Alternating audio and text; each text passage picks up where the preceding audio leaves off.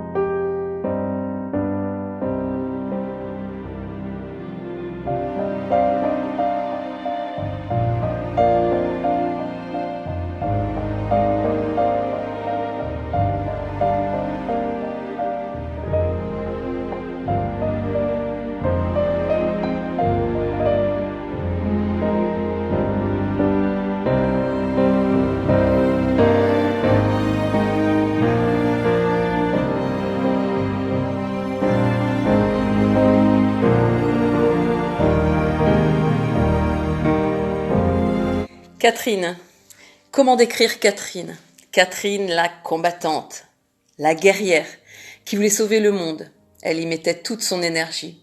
Elle nous a encouragés, portés. Elle nous a relevés. Elle avait un carnet d'adresses rempli.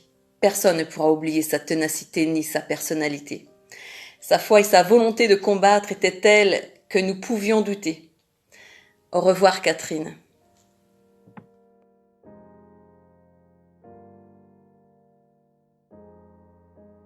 Ta maman, c'était un tempérament de feu. C'était, euh, il n'y avait pas de, j'allais dire, de détails. Elle était absolument entière.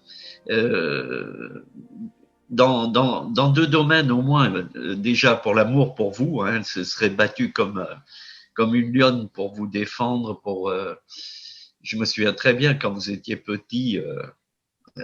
Combien elle se battait, hein, pour vous défendre. Je parle aussi spirituellement. Hein. Mm.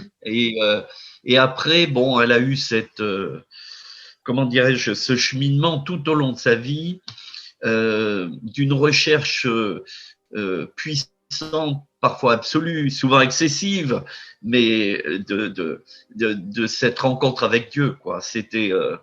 Euh, c'était un volcan, c'était euh, un volcan que tempérait ton papa, bien sûr, en permanence.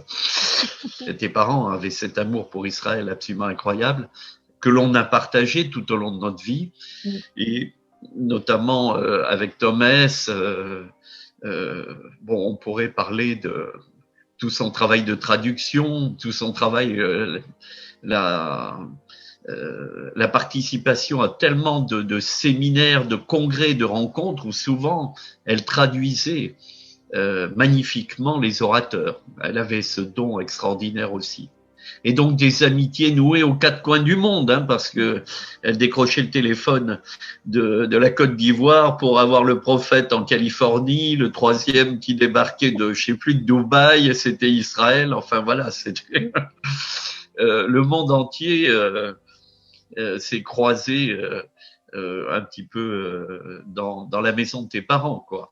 Et vous avez été élevé dans un contexte unique, hein, à la fois d'amour et de, j'allais dire, pas d'hyper spiritualité. Son rire, Catherine, c'était ça, cette défense pour vous, les enfants, la famille, et puis jusqu'au bout d'avoir essayé d'être le plus proche du Seigneur, quoi. Voilà. Mm.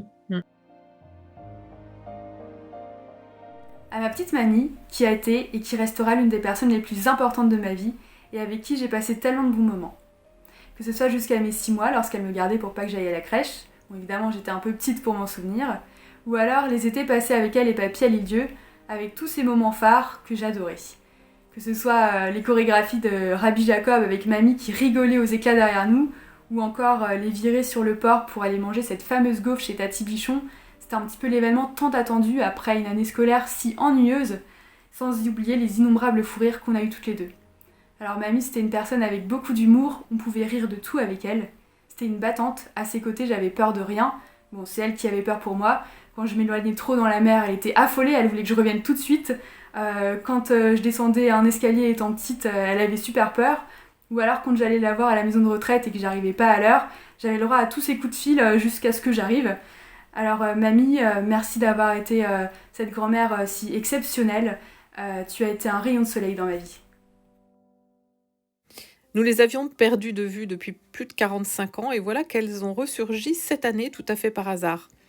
La première, il s'agit de notre Tati, la fille de Madame Durand, la fidèle dame qui venait aider maman à la maison. Et 2 autres personnes qui sont réapparues cette année par le plus grand des hasards, ce sont des jumelles, Annie et Claudine, des élèves de terminale de maman jadis. Elles sont parties avec nous en vacances. Elles nous gardaient, nous les enfants.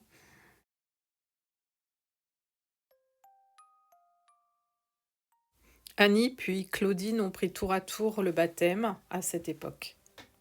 Claudine m'a dit l'autre jour qu'elle avait cherché maman pendant des années pour pouvoir lui exprimer sa reconnaissance.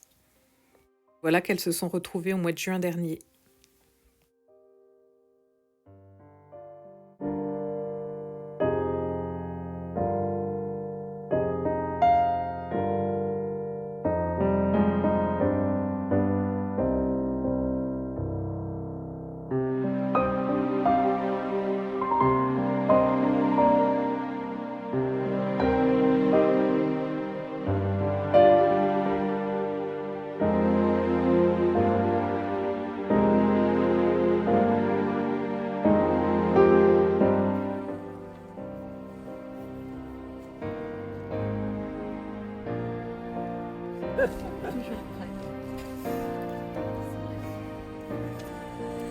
Quand elle était sur son lit, Oui. avant qu'elle décède, et juste après, il y avait le chant Victoire.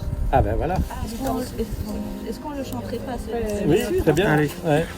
Victoire au Seigneur de la vie, victoire au Dieu de l'infini, victoire dans les joies de vie, victoire dans le Saint-Esprit.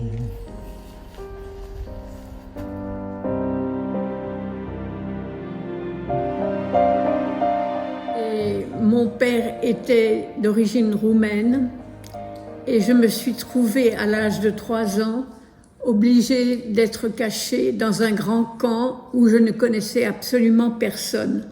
Mon père était caché ailleurs et moi je me suis trouvée dans un camp protestant où il y avait beaucoup de juifs qui se cachaient. J'étais cachée parce que j'étais juive et que si on m'avait trouvée, on m'aurait déportée. J'ai rencontré mon mari grâce à mon père, et 10 jours après l'avoir rencontré, je savais que c'était lui que j'allais épouser. Voici, il vient.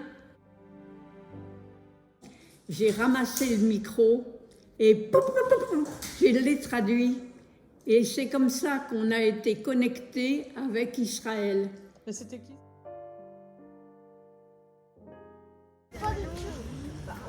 Oh non, c'est pas vrai. Oh, quelle beauté. Oh, quelle beauté. Oh, il est magnifique. Bravo tous les deux.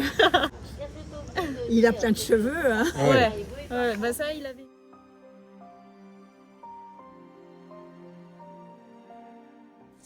Alors, je voulais vous dire, il y a des choses grandioses qui nous attendent.